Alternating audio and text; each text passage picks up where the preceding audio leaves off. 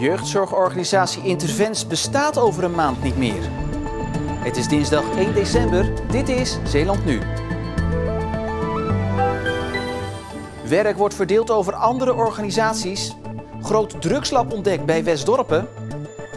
En wat gaat Zeeland doen met 60 miljoen? Goedenavond. Jeugdzorgorganisatie Intervens wordt over een maand opgeheven. Het werk wordt verdeeld over 3 andere Zeeuwse jeugdzorgorganisaties. Intervens begeleidt rond de 1100 Zeeuwse kinderen. Het personeel is vanmiddag op de hoogte gebracht van het nieuws. En we gaan naar Heinkensand. Daar staat verslaggever Marieke Kerklaan. Dat is ook de plek waar vanmiddag de gesprekken met het personeel plaatsvonden. Marieke, er zijn al langer financiële problemen bij Intervens, maar op 1 januari opgeheven worden. Dat is toch wel heel erg rigoureus? Ja, dat klopt. Dat tijdsbestek waar je het over hebt is natuurlijk heel erg kort. Het was 1 van de 3 scenario's. Scenario 1 was zelfstandig blijven. Scenario 2 was fuseren met andere jeugdzorgorganisaties.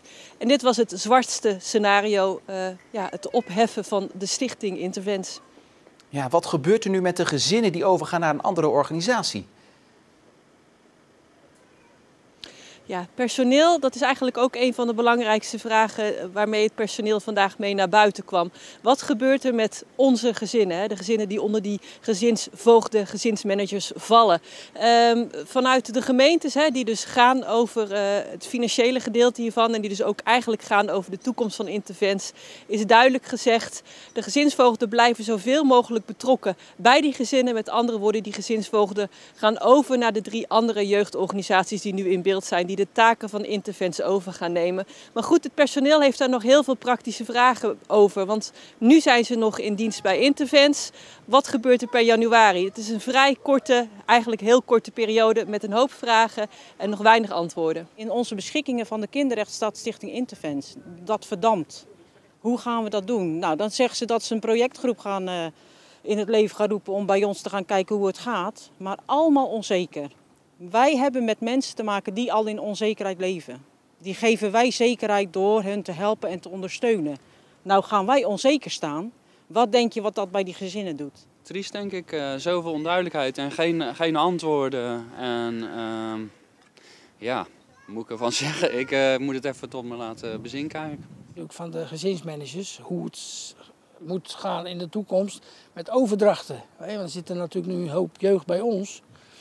En die worden nu straks onderverdeeld bij 3 andere GI's in Zeeland. En ja, dat gaat niet zomaar. Dus en ik denk dat de gemeentes daar nog geen goede oplossing voor hebben. Dus het kan nog wel eens een doemscenario worden. Marieke, wat gaat er de komende dagen nu nog gebeuren? Nou, er is in ieder geval ook al een reactie binnen van vakbond FNV. Die is werkelijk woedend over hoe het hier gegaan is. Dat korte tijdsbestek zegt in september rond de tafel te hebben gezeten, maar sinds september eigenlijk niks meer te hebben gehoord. Zou worden meegenomen in de plannen, zegt dat dat niet is gebeurd. Die vakbond gaat in ieder geval morgen in gesprek met het personeel. En dan gaat het niet om handtekeningen verzamelen, dan gaat het echt over zware maatregelen. Er wordt gesproken over staken, wordt vervolgd dus. Zeker. Marieke Kerklaan vanuit Heinkensand, dankjewel. Wat gaan we doen met 60 miljoen? Vorige week werd bekend dat Zeeland 60 miljoen euro van Europa krijgt om de Zeeuwse industrie te vergroenen. Vandaag legt de provinciebestuurders hun kaarten op tafel. In een tijd dat Zeeland de wind mee lijkt te hebben. Zeeland beleeft lucratieve weken, lijkt het. Het begon met 20 miljoen van het kabinet voor Zeeland uit de compensatiepot voor de marinierskazerne. Om meer vernieuwende bedrijven naar Zeeland te halen bijvoorbeeld. Verkeersminister Van Nieuwenhuizen gaf samen met de Vlamingen 30 miljoen voor een sneller goederenspoor tussen Gent en Terneuzen dat straks ook personen moet gaan vervoeren. Daarna kreeg Zeeland van minister Wiebes een felbegeerde aansluiting op windmolenpark op zee IJmuiden-Ver, dat ons veel schone groene energie oplevert. En als klap op de vuurpijl dus 60 miljoen euro uit Brussel. Vandaag gaf het dagelijks provinciebestuur aan wat ze met die 60 miljoen gaat doen. En dan kun je denken aan het leggen van buisleidingen van de ene naar de andere fabriek, zodat de afvalstof van de een grondstof van de ander kan worden. Je kunt ook denken aan het opzetten van een waterstoffabriek, want waterstof kan een nieuwe drager zijn voor de fabrieken om echt te kunnen verduurzamen. Maar In deze tijd zie je dat er een heleboel fondsen vanuit Europa beschikbaar worden gesteld. Dat heeft te maken met herstel na corona. Het heeft te maken met de verduurzaming die Europa wil, ook in de industrie. En die middelen komen nu beschikbaar en dat zijn grote getallen. Maar dat komt ook omdat het verduurzamen van de industrie ook gewoon echt veel geld vraagt. Wij kunnen met deze 60 miljoen een enorme stap zetten in de verduurzaming van de industrie en daar zijn we blij mee.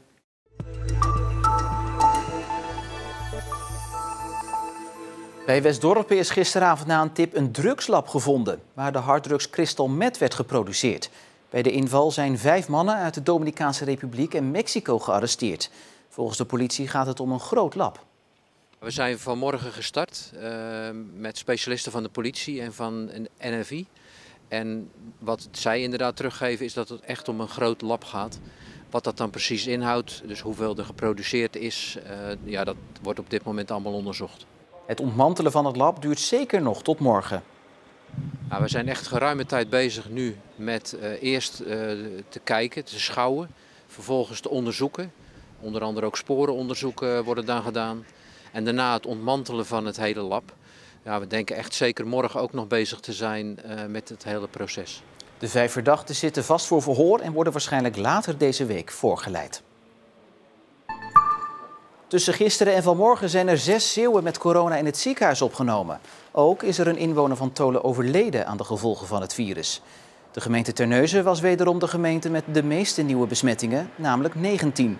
In totaal kwamen er in Zeeland 46 nieuwe besmettingen bij, minder dan gisteren en van het weekend. Het leek zo'n leuk corona-alternatief. De zelfgemaakte kerstspullen van de cliënten van zorgboerderij Buitengewoon in Tolen in een drive-thru kerstmarkt verkopen. Maar de gemeente dacht er anders over en gaf geen toestemming. Maar nou ja, goed, omdenken en we proberen het nu vooral via social media te verkopen. En dat gaat goed. Dat vind ik wel heel erg geweldig, want je werkt de hele tijd al zo hard aan. En dan, dan wil je toch wel je eigen producten verkopen, zeg maar, die wij maken. De cliënten hopen veel te verkopen, want wie wordt er nou niet blij van? Cadeaus. Als je nou iets thuis zou mogen zetten van wat jullie hier maken, wat zou je dan in je huis zetten? Dit. Dus deze gaan stiekem mee naar huis.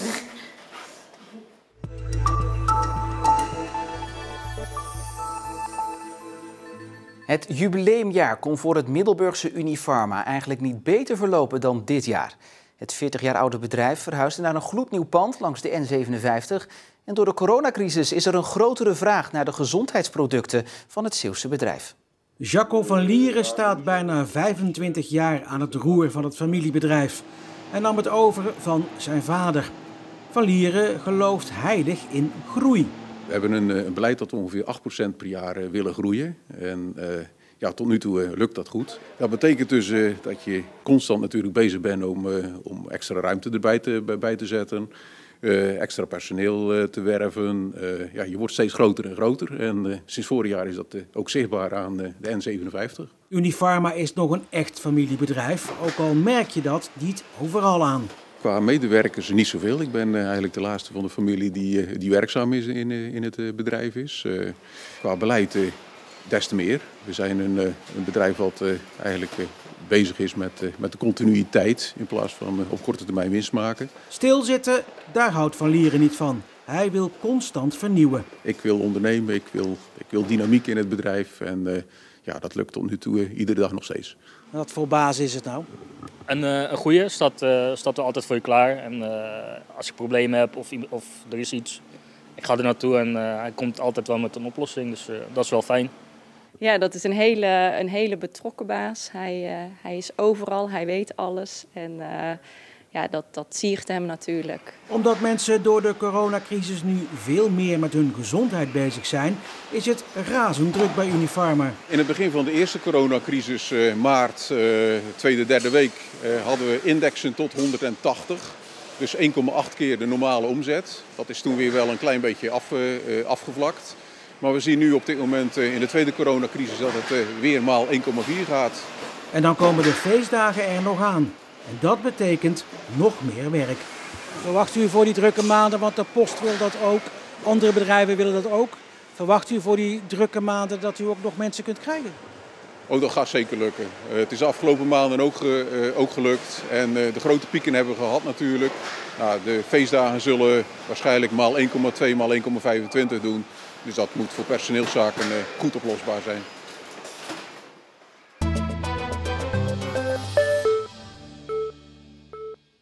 Er moet meer gepraat worden over zelfmoord. Dat zegt Maarten Dallinga. Hij maakte een podcastserie over dit onderwerp en sprak hiervoor met 3 Zeeuwse mannen die hebben geworsteld met zelfmoordgedachten. Ze zijn er alle 3 opgegroeid. Roland, Alfons en Jeroen. In Zeeland, waar ik als kind vaak kwam om vakantie te vieren. Zeeland is vakantie. Maar er is ook een ander Zeeland, een donker Zeeland. Ja, ik had eerst Verstrikt gemaakt, een serie voor Omroep Gelderland. En die heeft best wel veel losgemaakt. Er is ook naar geluisterd door de GGD in Zeeland. En nou ja, daarop vroegen ze mij, goh, zou je voor ons ook een podcast willen maken? En dan specifiek over de Zeeuwse situatie. En toen dacht je, joepie? Ik moest wel heel eventjes nadenken. Ik heb wel heel even getwijfeld, omdat ik dacht, ja, heb ik niet alles al verteld? En het was ook best zwaar om die vorige serie te maken. Maar al gauw dacht ik, ja, ik moet het gewoon doen. Ruim 4 jaar geleden. Ja, je zit onderweg naar huis van je werk, te janken als een klein kind in de trein. Volle spitstrein. Nou, je voelt je zo verrekt alleen. Dat kun je niet voorstellen. Dat je in een volle trein jezelf zo alleen kan voelen. Dat gevoel, dat lege gevoel van ja, ik ben niks waard. Ik zit iedereen in de weg. Wat heeft het allemaal voor nut? Ja, dan is daar soms geen houden meer aan. Als een ballon die leeg loopt. En dan, in mijn geval bleef er gelukkig nog een klein beetje lucht over om door te gaan. Heb je nou verschillen gezien of gemerkt tussen de mensen in Gelderland en de mensen in Zeeland? En misschien is het voor Zeeuwen soms nog wel wat moeilijker dan het voor andere mensen is. Omdat in veel Zeeuwse huishoudens of gezinnen het gewoon niet zo gebruikelijk is om te praten over je gevoelens, over wat je echt dwars zit. Want hoe was het om Zeeuwen te zoeken voor deze podcastserie? Moeilijk, heel moeilijk. Ja, het is een onderwerp waar niet makkelijk over gesproken wordt. Dus ja, helemaal als je natuurlijk vraagt, goh, zou je voor de microfoon er iets over willen vertellen? Heel veel mensen schrikken dan terug.